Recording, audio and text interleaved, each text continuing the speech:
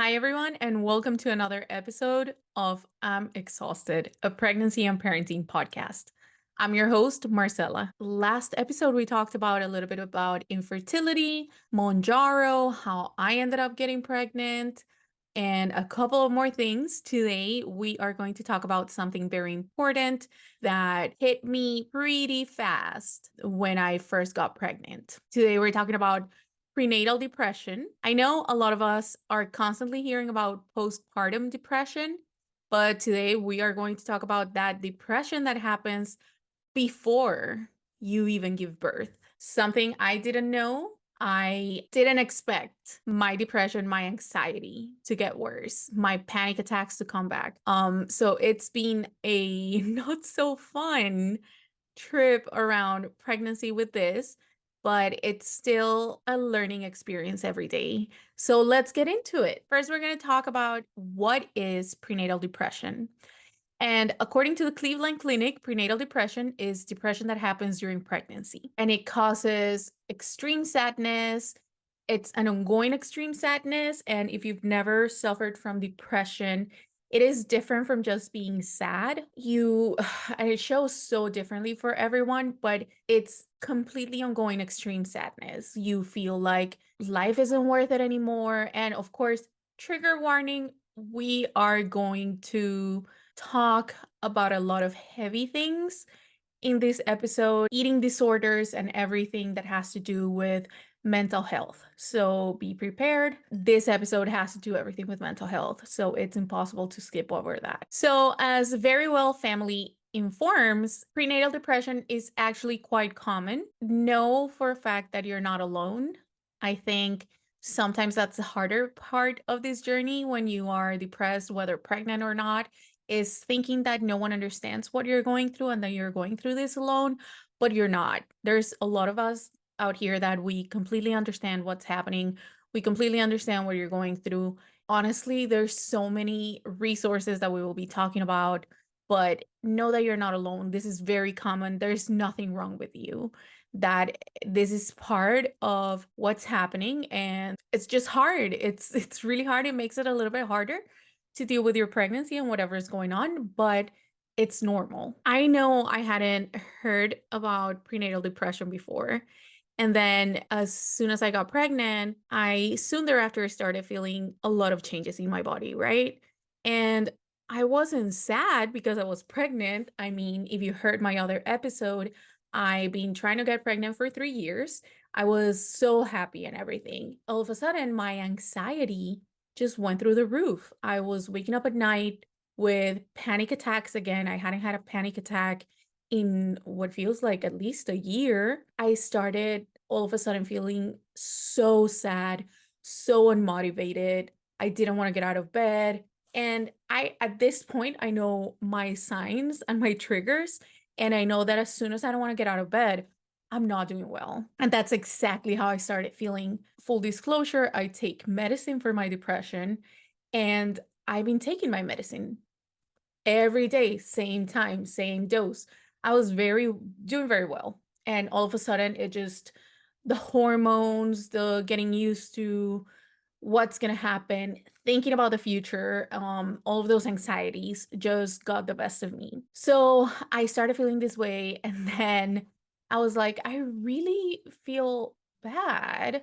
And then when I went to the doctor, I could not stop crying. So let's get a little bit back into what prenatal depression is and how it works. So, like every depression, it can range from something very mild to severe, and it can impact a woman's daily life. Again, talking from my experience, if I'm not doing very well, it's really hard for me to get up and record or get up and create content and do everything that I do and everything that I love. It includes anxiety, hopelessness, lack of energy for sure. Some people have difficulty sleeping, some other people sleep more, and there's some changes in appetite. The good thing here is that you can always seek treatment, and this treatment will help.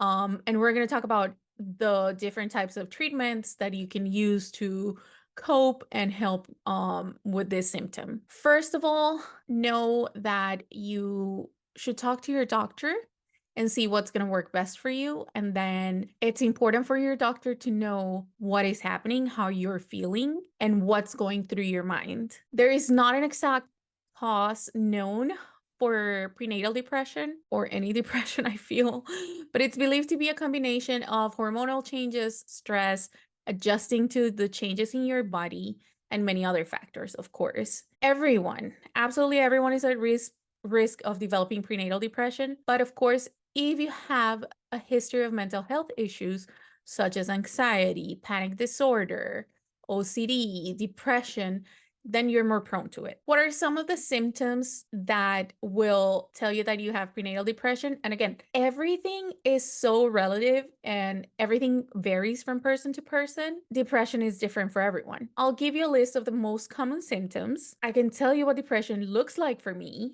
but it might look completely different for someone else. But some of the most common symptoms are anxiety, irrational thoughts, changes in appetite that do not have to do with pregnancy. So maybe you're not eating, but it's not because you're nauseous and you have food aversions, but because you're just not feeling well.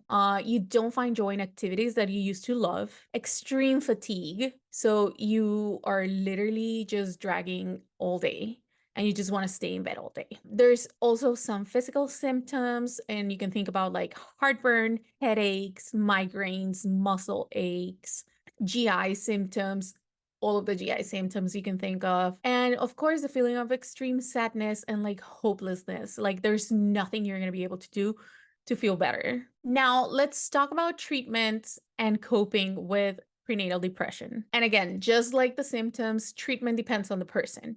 What works for me might not work for someone else, and vice versa. Make sure to talk to your doctor to see what will work best for you. So, we're going to start with the most controversial topic out there, and it's medicine. And honestly, if you're just going to be judgmental, time to turn this off, go on. But everybody deals with their depression as they want to deal with it. And there's nothing wrong with that. Whatever decision you take, it's your own decision, and it's up to you what you want to do or not. For medicine, there are some options from antidepressants to anti-anxiety medicine that are completely safe during your pregnancy and even after, if and when you decide to start breastfeeding.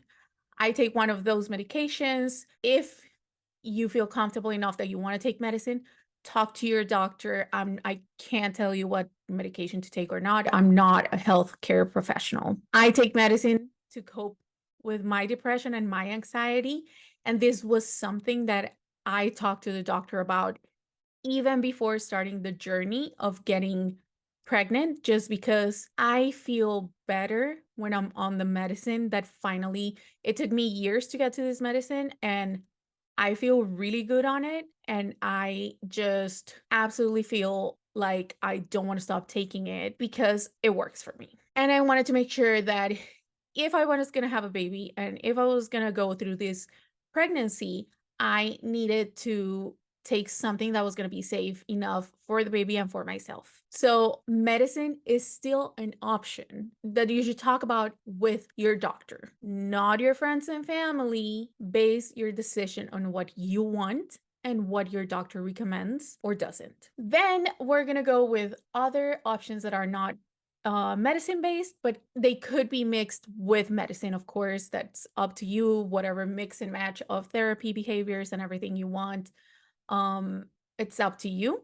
But there is CBT, which is cognitive behavioral therapy, which is a type of therapy that will help you look at your problems in a different way and learn ways to manage some of the symptoms. So for example, I do CBT and medicine. It helps you manage it and get out of that cycle. CBT has definitely helped with changing the way I see and I cope with the different challenges that I have in life, not only anxiety. There's the third one that I'm going to mention is talk therapy, that it is what it sounds like. And what do you think of traditional therapy? You get with a professional to talk about your emotions, what's going on, and figure out ways to cope with them. Talk therapy is great because you're talking to a third party and you can express how you feel about what's going on in your life without necessarily feeling judged or anything, if you're feeling judged, you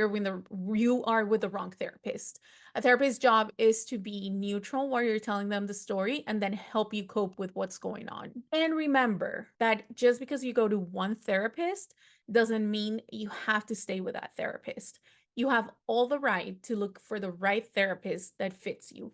Just like medicine, you can try different things, and whatever fits you best and it's best for you and what you're going through, that's what matters. So, some coping mechanisms are reaching out for support. A lot of people are very blessed and lucky to have a support system. A lot of others don't. If you do, talk to a trusted friend or a family member, or joining a support group, if you don't have that network around you, can help you feel better and less isolated. And this, again, it can look different for everyone. I fortunately have a good support group, but also sometimes I just feel like I want to be talking and networking and just letting everything out with a group of people that are more neutral, meaning they don't really know me or what's going on. So I do hang out in a lot of like Reddit rooms that have to do with supporting each other, mental health, or different subjects or whatever. And it helps you feel less isolated, because that is honestly the worst part of being depressed, is that you feel so isolated. And again, you feel like you're the only person going through this when you're not. And there's power in knowing that you're not the only person going through it, that there's nothing wrong with you, and that what you're going through is more common than what you think. Another coping mechanism that we have would be exercising regularly. Exercise has been shown to have a positive impact on mental health, including depression. Regular exercising during pregnancy can help you maintain a healthy mood, boost energy levels, help with a dreaded morning sickness. It just overall is going to make you feel better, and it's going to be good for you, for the baby, and for when you're giving birth, whenever you're ready to give birth. So this is the thing about depression, right? They tell you, oh, go talk to your friends, oh, go exercise and do and whatever, and it's really hard. And don't feel bad or beat yourself up if you can't do it right away. It's about baby steps. So if you're feeling like you cannot walk for 30 minutes and that's like a big commitment, and just thinking of that makes you want to go right into bed, then go for a 5-minute walk. Go for a 2-minute walk. Start going to the corner. Start going a little bit further. And celebrate each milestone, because it could be hard. Even if it's just to go 50 feet away, it could be really hard, and you deserve to love yourself for being able to do that. Every day, try to go for a little longer, and you will notice the changes. And consistency is key for everything in life. That is like my one saying. So the more consistent you keep at it, the better you're going to feel and the more you're going to be able to do. Something else that it might be a little bit difficult when you're going through something hard is getting enough sleep. But lack of sleep can definitely worsen symptoms of depression and anxiety. Try to get at least 7 to 9 hours of sleep each night and maintain a consistent sleep schedule. Also, if you're exhausted because hello, you're creating life, take a 20-minute nap. If you can afford to do it, take a 20-minute nap. Right now, your body is working so hard to create a baby. Just go ahead, do it. Don't feel bad about it. It is hard to get into a sleeping routine, but during college, I was going through a really bad depression, and I kept telling the doctor, I was like, I just can't sleep and it makes me worse. And I absolutely hate it, because something that will throw me off is not being able to sleep right. I was like, I don't want to take more medicine. I don't want to take sleeping pills. I just want to be able to be normal and sleep and like be able to feel normal and sleep right. So she gave me something great that was, and if I can find it, it's from the University of Florida. But if I can find it, I'm going to link it in the description. But are great ways to kind of clean your sleeping habits and get into a consistent routine. So one of the things that I do every time is that every night I try to go to bed at the same time. Even if it's just laying in bed and trying to make myself go to go to sleep, I do it because your body will work well with routine. I'm not gonna tell you it's easy because at the beginning it's harder, especially if you're used to today 9, tomorrow 11, the day after tomorrow 3 p.m. like or 3 a.m. or whatever. It's gonna be hard at first, but it's gonna be worth it at the end. And lastly, of course, eating a healthy diet, which you need for yourself, for your baby, and everything else. A healthy diet, of course, includes plenty of fruits, vegetables, whole grains, and it can help improve your mood and your energy levels. If you are like me, your appetite is completely gone when I'm going through the worst of my depression, try eating fruits, or even right now that with pregnancy, my morning sickness or my all day sickness is absolutely killing me and the way I eat, and I only have food aversions to absolutely everything that exists. Fruits are a great way to get started on eating something because they're just easier to eat. I don't know why. But also make sure you're staying hydrated. Guys, that's a little bit about my story with prenatal depression, and that's a little bit of what it is. Know that you're not alone. If you're going through this, I am really sorry you're going through this. But remember, you're not alone. There's nothing wrong with you. You're loved, you're wanted, and you're very, very much needed in this world. I am sending you guys all of the love. And of course, if anyone is struggling with intrusive thoughts, suicidal thoughts, dial 988 and they are a great resource. The Lifeline provides 24/7 free and confidential support for people in distress. They can connect you with everything that you need in your area. I hope everyone is doing well. And well, that's everything for today. Remember to follow Am Exhausted Podcast on Instagram at Am Exhausted Pod. On other social media platforms, you can follow at Marce Creative Co. I am going to link it on the description as well. But it was fun, and I hope to see you guys next time.